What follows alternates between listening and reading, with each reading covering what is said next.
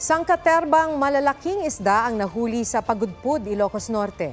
Umabot ito sa 10 tonelada ayon sa isang barangay kagawad. Sa sobrang dami, punong-puno ang 4 na bangka. Ngayon lang daw sila nakahuli ng ganyan karami ngayong amihan season. Nito lang Miyerkules nang maglabasan ng mahigit 2 toneladang dilis sa kaparehong bayan. Isa namang oarfish ang namatay matapos makitang nanghihina sa dalampasigan sa Albuera, Leyte. Nang suriin ng otoridad, nakitaan ng maraming sugat ang oarfish na aabot sa mahigit 12.5 feet at may bigat na 13 kilos. Ayon sa BFAR, posibleng may environmental disturbance sa ilalim ng karagatan, kaya napadpad sa mababaw na bahagi ng dagat ang isda. Hindi rin daw ito indikasyon ng mangyayaring delubyo gaya ng paniniwala ng iba. Pagkatapos ng araw ng mga puso, oras naman daw para bigyang pansin ng mga sawi o broken-hearted. Kaya ipinanukala sa Kamara ang heartbreak leave para sa mga galing sa break-up. Kung may sa batas ang House Bill 9931 o ang Heartbreak Recovery and Resilience Act, maaaring humingi ng unpaid leave ang mga broken-hearted. Sa panukala ni Cagayan 2nd District Representative Lordan Suwan, kung below 25 years old, 1 day unpaid leave. 2 araw para sa 25 to 35 years old, 3 araw kung 36 and above. Mas matanda, mas mahaba raw ang leave. Dahil mas complicated daw ang mga issue sa pamilya, pera at iba pa. Para ma-avail ang heartbreak leave, kailangan gumawa ng sulat na nagpapatunay na galing sa heartbreak o pakikipaghiwalay sa loob ng 30 araw. Dagdag pa ni Representative Suwan, kung mapagbibigyan ng heartbreak leave, dapat din daw na mapayagan ng mga empleyadong single na makapag-single well-being leave tuwing February 15. Yan ay para makapag-distress sa pressure ng Valentine's Day celebration.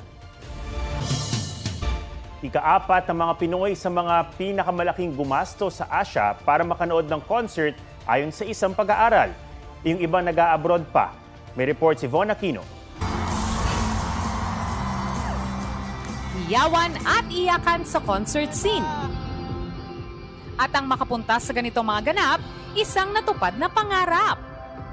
Sobrang saya po na pinaghirapan ko po sarili ko pong hirap para po maka-attend ng concert niya. Ang Swiftie na si Blessa, nagtinda ng mga Taylor Swift merch para maka-attend ng The Eras Tour sa Japan. Sa loob ng 6 na buwan, umabot sa 120,000 pesos ang naipon niya. Inisip ko din po yung pera po babalik din naman eh. Yung memory po na bubuuin ko sa trip na yun, priceless po siya. 22,000 pesos ang presyo ng VIP ticket na nabili niya.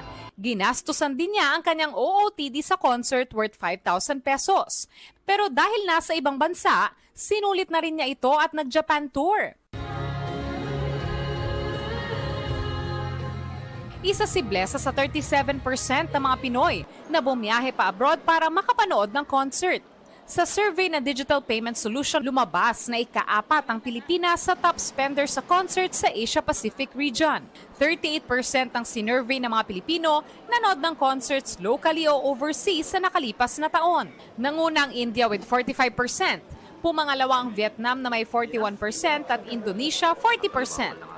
Ang isa pang Swiftie na si Tin Liwanag nag-adjust naman ng bakasyon. February 14 pa dapat ang lipad niya sa Japan kasama ang pamilya. Pero nauna na siya para sa concert noong February 10. Fulfilling kasi di ba ang dami talagang tao na would want to go to her concert para mapanood siya, di ba? And then here I am in Japan. Di ba nanalo yung kapatid ko ng ticket. So parang okay, it's really meant to be. Sabi rin sa pag-aaral, magpapatuloy ang ganitong trend ngayong taon lalo't sunod-sunod ang anunsyo ng concert schedules ng mga artist. Bukod sa concerts, tila naging routine na rin ng mga Pinoy ang pag-aabang sa fan meets ng ilang K-pop idols. Tingin ng isang sociologist, ang kagustuhan ng ilang Pinoy fans na maka-attend sa concert o meet and greet ay paraan para maipakita ang todong suporta nila sa kanilang mga idolo. Yung ganong willingness to consume, yung willingness na maglabas ng pera, shows na merong kahalagahan yung papanoorin nila. And for them, it's worth the price. Von Aquino nagbabalita para sa GMA Integrated News.